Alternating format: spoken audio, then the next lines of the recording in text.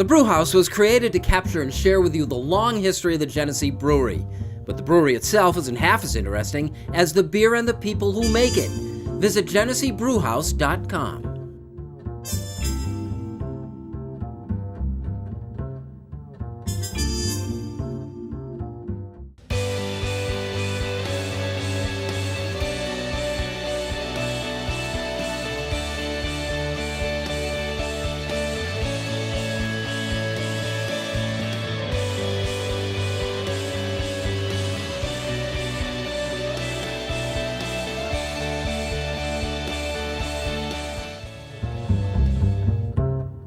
Hi, everyone, and thanks for joining us. This is the Rochester Press Box, presented by the Genesee Brewhouse. It's our pleasure to have the voice of the Rochester Red Wings in with us this week, Josh Whetzel.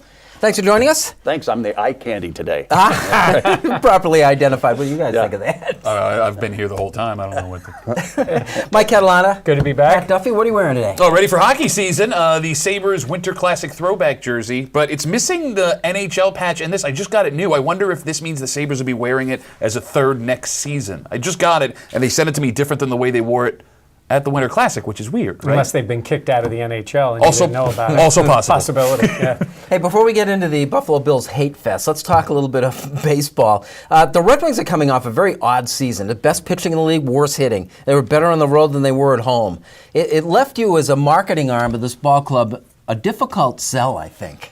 No, because we still had fireworks on Friday and Saturday and lots of giveaways and, the food's good and all that stuff. But, yeah, it was a weird year, and the pitching was terrific. First time the Wings have led the league in ERA since 1976. But the offense was historically bad. The first time I think the Red Wings have ever finished last in the league in runs per game since maybe World War II. So it was a historically bad offensive team. Kind of tough to figure, too, because when I was at spring training in Fort Myers, I think I had more people from the Twins genuinely think this was going to be a playoff caliber team than ever before, and it just didn't turn out that way. You know, we always say that the success of the Red Wings hinges less on the success of the ball club than, a lot of the other things that are. But as a guy who's the baseball arm of this thing, describing games every night and stuff, do you think that's true? The success of the franchise overall, yeah, probably. It's fun to watch the team win. Unfortunately, there's nothing that we can do about that in our front office at One Maury Silver Way. So you just kind of have to roll with the punches a little bit in that regard. And this was one of those seasons where things just didn't necessarily turn out the way everybody would have hoped in terms of wins and losses. I just want one more thing in that regard. Does it offend you as the baseball guy, the play-by-play guy, that the baseball itself isn't more important? No, because I understand what it's all about at this level. So I just kind of roll with the punches in that regard. I mean, it's better, a little bit more fun, I guess, if the team is more successful on the field. But there's, again, nothing I can do about it. So I'm just there to describe what happens on the field and then kind of take it from there. 2 more years of the Twins, right? 2 more years was the updated thing. And I watch, Toby Matika works with me, he's a big Twins fan, so we see a lot of Twins games and all, and we also see the rest of the league. And we see a lot of former Twins and guys who either came through here late or they brought them in too early or they skipped AAA and whatever. That's not what we were expecting when the Twins came in as the franchise, were we? We were expecting, I think, a little more stability coming off the Orioles. And I don't know how critical you're going to be of the Twins in that sense, but I don't think they've handled their prospects all particularly well. Well, I think the Byron Buxton thing, obviously, I think if they look back on it now, they probably rushed him to the big leagues, and that hasn't turned out. But I think it's important to remember, too, in 2016 and 2017, the Red Wings won 80 games each of those years. In any other season in minor league baseball, 80 wins, you're in the playoffs. In those 2 years, the Red Wings had terrible luck. There happened to be 2 teams in their division that were better, oddly enough, and they didn't make the playoffs. So if they'd had a little bit better luck, we'd be sitting here right now with the Wings not having made the playoffs for the first time in 3 years. I think the Wings have put a pretty good product on the field in that sense in doing that. I'm saying I think we were expecting it to transition to the major leagues maybe a little better than it has. But you also have a unique situation where the Twins are right on the cusp of that playoff berth for the last couple of years, right? So those young guys that can contribute to major league teams but may have been held back by teams that were either too far out of it or ready to make a legitimate late playoff run get rushed up to Minnesota, which again is going to cost you when it comes to your minor league team. But they get really good food. Yeah, they're really good food. And I always see those Governor's Cup championship pennants that are out in the outfield. Now I combine this with the Rochester Americans. These are historic droughts in terms of championships with both teams. And we look back on this is like the dead zone for Rochester sports. And the thing is, in comparison to Buffalo, to a certain degree, and Syracuse, the Red Wings are doing great on the field. I mean, Syracuse hasn't won a Governor's Cup since the mid-'70s. Buffalo's won one more recently, but Buffalo has the longest playoff drought of any team in the International League. So in comparison to the other two teams along the thruway, the Red Wings are actually doing really well. They used to toss parent clubs out for not winning the championship. Every year they were getting teams out of there. This is the Rochester Press Box, presented by the Genesee Brewhouse. We'll talk about that team next.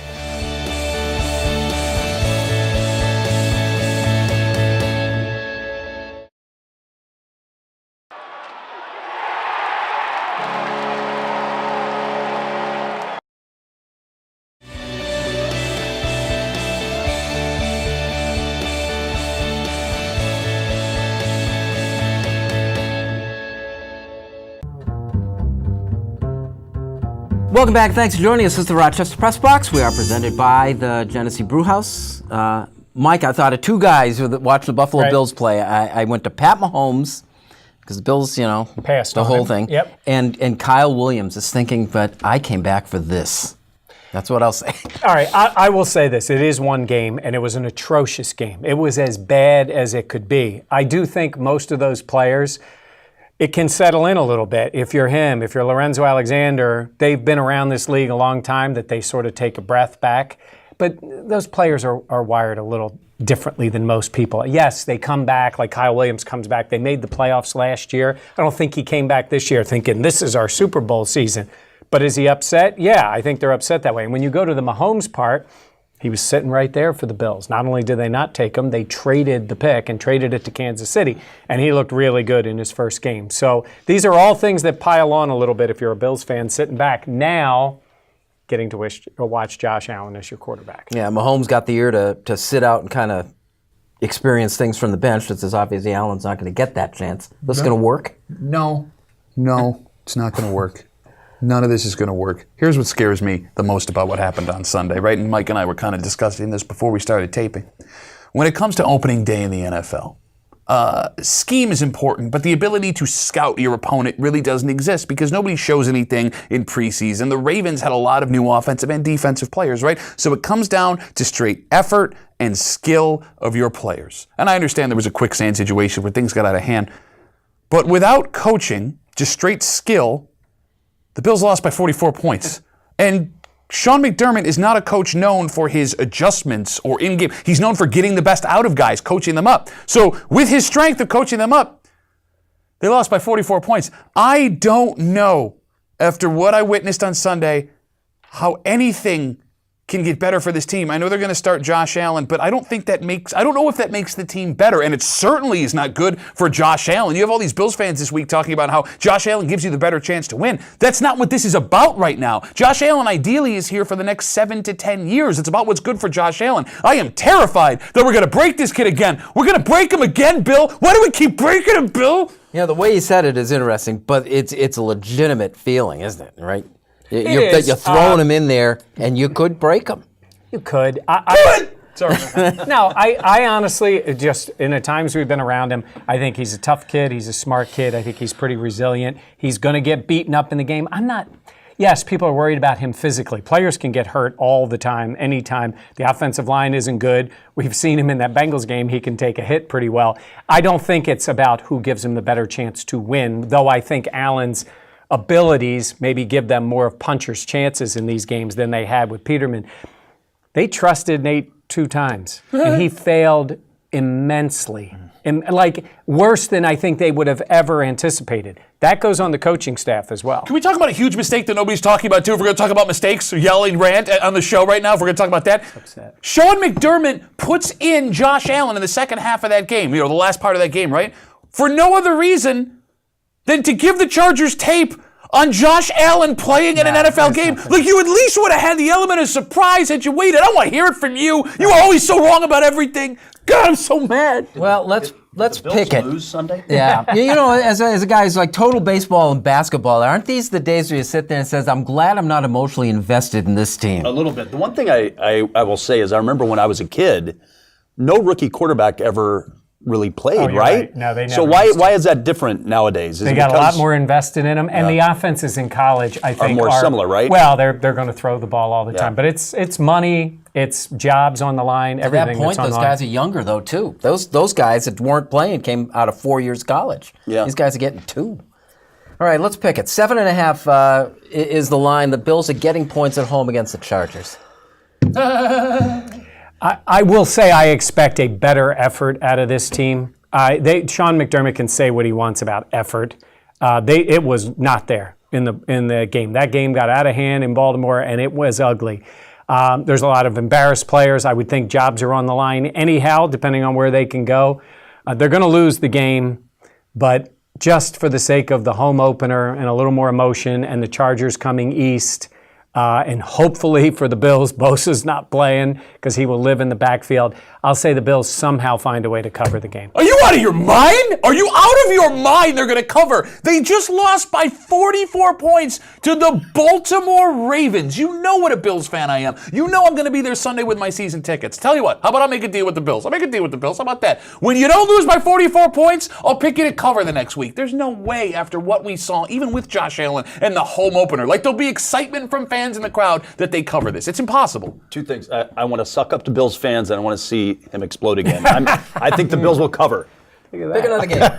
What's that Rams game? You like the 11 with the Cardinals? Yeah, the 11. That's too many points. Double figures. Too many points. Pick another game. I'm going to take the Vikings at Green Bay. It's an odd pick because it's a division game. Rodgers is a little banged up, and he played is unbelievable coming in that game. But that Vikings defense gets after it a little bit. I'm going to take the Vikings to win that game outright. Simply because it can't get worse for the Bills, I'll take them with a 7.5. I mean, guys I'm are- dead already. I'll take New England playing at Jacksonville and actually getting a point. Who else you got? Giants 3-point dogs. I think there was a fluky loss to Jacksonville. I think they looked halfway decent. Meanwhile, the Cowboys looked terrible. Giants to cover against the Cowboys. This is the Rochester Press Box, presented by the Genesee Brewhouse. Like it or not, is next.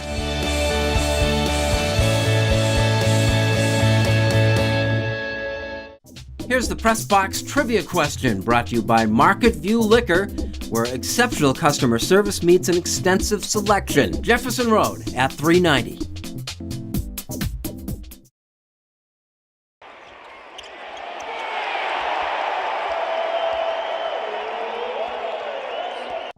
Here's the Press Box Trivia answer, brought to you by Market View Liquor, where exceptional customer service meets an extensive selection. Jefferson Road at 390. Welcome back. Thanks for joining us. This is the Rochester Press Box, presented by the Genesee Brewhouse. Like it or not, the treatment Serena Williams got at the U.S. Open final. I don't know. Believe it or not, I'm not a big women's tennis person. But I do find it interesting when stories like this make it into national news and the reaction that everybody has who aren't particularly fans of this sport. Because what I know of tennis is Andre Agassi, Pete Sampras, and John McEnroe. And I do know that John McEnroe became a superstar, not only pop culture-wise, but tennis-wise, because of the way that he reacted on the court. And it's funny because you can go back and see people that know tennis criticizing Serena for what she did and find tweets where they were applauding McEnroe for what he did. I will say this, no matter what side you fall on it, it's good for tennis because, again, with the exception of Serena, how often does tennis show up on the front page? Like, any publicity is good publicity in America for a sport like this, and McEnroe has shown that if you want to be brash and take a stand, it's not necessarily going to hurt you. It became a real sociological issue. Should it have? Well, that's America in 2018. Everything becomes that. To quote Marv Levy, it seemed like the chair umpire was an over-officious jerk at that point, and he did all that. I think he would have saved himself a little bit if he would have said to her, one more outburst and it's going to cost you a game. Because that does not normally happen. He never went to that, basically set it up for her, say, don't cross this line or I'm going to cost you a game. He went way over the top. They didn't need that, and it became a bigger deal. She probably was going to lose the match anyhow, but it is Serena Williams. She could have come back. He was wrong, and her reaction was, over the top. She did say a lot. I still don't think it should have cost her a game. Josh, I'd like to know quickly what the 14 games over 500 Tampa Bay Rays are doing. I should like it because they're an underdog in that division, but I'm going to say I don't like it just because they have revolutionized the opener, or at least invented kind of the opener concept, which I don't necessarily love. It's worked well for them, but that's unfortunate. Are more teams going to do this? Going to catch on? It seems that way a little bit, but we'll see what happens. This is the Rochester Press Box, presented by the Genesee Brewhouse. Unfinished Business is next.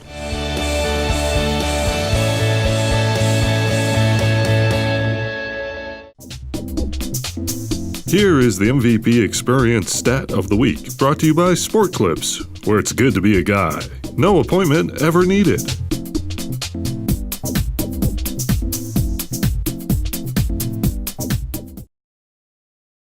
And now to Eichel. He floated one. Sit. Peel. Win. Tweet high school boyfriend. Who's missing out now, Jeremy? Oh, man. Enjoy any large or extra large coffee for your chance at millions of prizes. Welcome back. Thanks for joining us. This is the Rochester Press Box. We are presented by the Genesee Brewhouse Unfinished Business, brought to you by Dunkin' Donuts. America runs on Dunkin'. Pat. Let's talk about the process, because if you listen to a well-dressed, salt and pepper-haired sportcaster that's been in this town for a very long time, you should believe that Sean McDermott has a plan and always has a plan. Has had a plan. I'm so angry right now. Josh Allen is your starting quarterback for Sunday against the San Diego Chargers, Los Angeles Chargers. I'm still really mad right now. And it was announced earlier this week, not from Sean McDermott's lips, but from Chris Mortensen. It's the first time, really, in the McDermott era that information got out not from his lips. And this is very important information. And then Sean McDermott does a press conference to talk about naming Allen the starter. And he says he wasn't going to get into why they decided to make Allen the starter, like he needed to tell us anyway. But my point is this. It seems as if, to me, that maybe McDermott wasn't totally on board with sitting Nate Peterman again this week. And that maybe somebody within the franchise, whether it came from higher than him or sideways from him, to sit him down and say, this is what we have to do. If you are a fan of the process, which doesn't exist and never existed, but that's beside the point, you have to wonder how well the process is going within the franchise just based on what happened Wednesday afternoon and after what happened opening day and what could happen for the rest of the season. Does the process involve Sean McDermott past next season? It's safe to say the honeymoon is over. I guess. Yeah, the honeymoon is over, but as I said, to quote Mike Tyson, everybody's got a plan until they get punched in the mouth. The Bills got punched in the mouth opening day. It's his decision to change the quarterback. How many times do you have to punch Nate Peterman in the mouth before you come up with a different plan? Because it's like 40 punches. Sorry. Took a lot of punches. Josh. Pat scares me. First of all, at the end of every Red Wing season, people ask me, what do you do when the Red Wing season is over? And we've got a picture now to show you. Yesterday in the Frontier Field parking lot, I was chipping paint off a standard of a light pole. So yeah, the off season is not great. My advice would be, if you're a kid, study math, go into computers. That's what I would advise. But in all seriousness, I really want to thank Red Wings listeners for tuning into our games on the radio this season. That's why I do this. It's always fun to talk to our passionate fans on the radio all summer long. And the Red Wings really do have, I think, some of the greatest radio listeners of any team in minor league baseball. It's my pleasure to bring the games to them every year. Because we have one of the great announcers. Thank you. Who's he? Is Joe Cullinane still around? This Sunday, our buddy Ryan Fitzpatrick starts for the Buccaneers against the Eagles. And I just love this stat. It involves my Eagles anyhow. Fitz will now have started against the Eagles 6 times in his career with 6 different franchises. The only time he's won against them was with the Buffalo Bills. But that is Fitz. He's coming off the Player of the Week in the NFL. And the reason I bring him up this week, not just because he's playing the Eagles, but because the Bills have failed twice in order to have Fitz. And I think he would have changed a lot of things here. They never should have gotten rid of him the year they were looking to get E.J. Manuel as the quarterback. They'd already paid him, given him the big bonus. They should have kept him around. He would have been a perfect bridge guy to lead to E.J. or whoever else they drafted. And then at the Eric Wood news conference this past year that never became a news conference, who was there? Fitz. What did we talk to Fitz about? Maybe playing football again. Would you like to come back to Buffalo? Yeah, I don't know what's going to happen, but I always loved it in Buffalo. Wouldn't he have been a perfect guy to bring back? Because he'd be starting right now, and you'd be waiting on Josh Allen, even if you made the deal. No, the Bills failed a couple of times to keep Fitz. We know what he is. He'll eventually fail again because that's what he does. But for a while, he would have been great. And it's really tough to pull off a beard like that. Some people can't do it, but Fitz gets it done. and we'll see what he does I this like that week. because that's what he does. Has there ever been another guy like him? I you don't can think so. of? It's so hard to start. He's actually started for 7 franchises because he started for the Titans too, who's had such success and then low points, and everybody knows how it's going to end. And a little in between. He's just that type of player. This is the Rochester Press Box, presented by the Genesee Brewhouse Unfinished Business, brought to you by Dunkin' Donuts. Josh, good job. Thank you very much. Guys, as always. Thanks. He's still Yeah, still angry. Yeah. Thank you for watching. We'll see you next week for the Rochester Press Box.